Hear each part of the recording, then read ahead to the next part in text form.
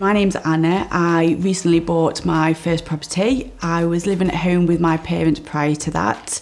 Made a decision last year, 2017, that I would buy this year, but obviously had been saving prior to that just to get the deposit all sorted and ready.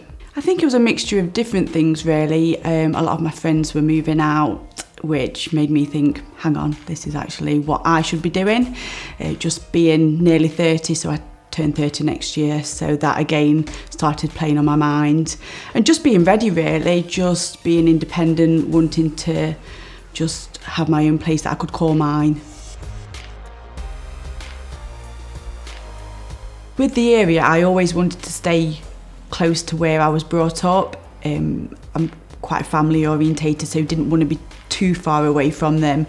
I've got quite a close friend network as well, and they all have sort of stayed in the area, so it was important that I stayed there if I could. I knew that I wouldn't be moving into a 4-bedroom detached house. I already knew that I'd be looking at something small.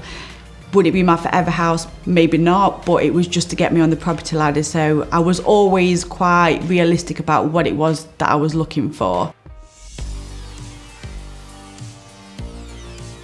I would say the whole process was easier than what I expected. I expected it to take a lot longer as well.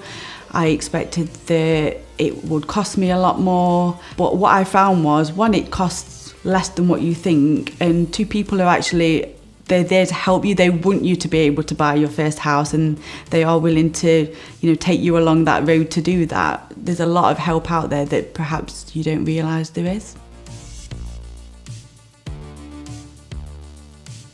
When I first decided to buy the house, the main question was, who do I speak to and how much do I need?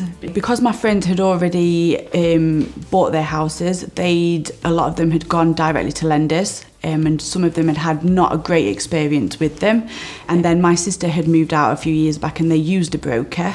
Having a variety of products and lenders that I could choose from would be more beneficial than just having all my eggs in one basket and just having a few choices. I spoke with a local advisor and just picked up the phone and just really gave her some background information about what my plans were. Obviously she took some information about my income and outgoings and that sort of thing.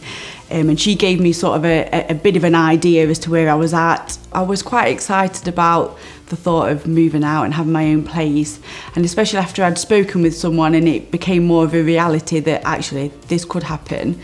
You can work towards saving to afford it. That's when I really started getting excited about it and thinking, oh, actually 2018 could be the year that I do actually buy. So saving for the deposit for the house, first thinking about it was quite scary. So then I sort of sat down and thought, well, how much would you realistically want to save a month? So I decided that I would put £500 a month away and see how that went. But in order to do that, I did give up a few things, just by choice. Probably would have been able to keep doing it, but felt that I couldn't really justify spending money on things that I didn't really need. It was £8,000 that I was aiming towards. So then when I'd got that full amount, that's when I was like, right, well, I've got it now. So anything over that is sort of a bonus. It means I can either buy a higher priced property or it can go towards solicitors' fees or any other fees that might arise. With regards to my mum and dad helping me, they didn't, as in they didn't give me any money for a deposit or for solicitors' fees, so I did that all on my own just by saving.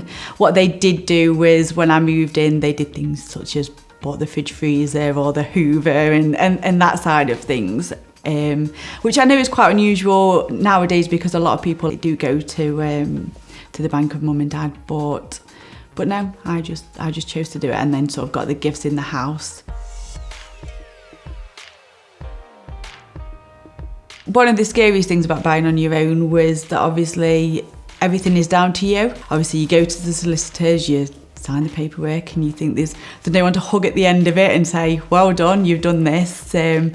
But at the end of the day, you have done it, and you go home, you get your keys, you put them in the door and it's yours now, and you just think, actually, You can do it on your own.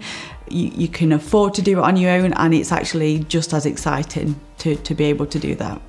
There's a lot of negativity around buying your first house, and they make it sound like nobody's doing it anymore and it is impossible and it's going to cost you the earth and you can need at least £20,000 or whatever. But when I started having these discussions and thinking, well, actually this is quite a good situation because it's costing me less than what I thought. Now that I'm in my home and obviously got the mortgage repayments every month, I find it absolutely fine. My mortgage broker obviously got me the best deal that she could, and she did really well with it. So I don't actually really spend much more now on the repayments and the bills than what I would do if I was saving for the deposit. So I don't actually lose out, really. It's actually not that scary to do.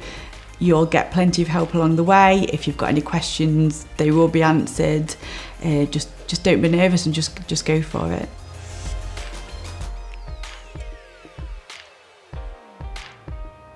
I think the most exciting thing about having a house is just that it's somewhere to call home. It's yours.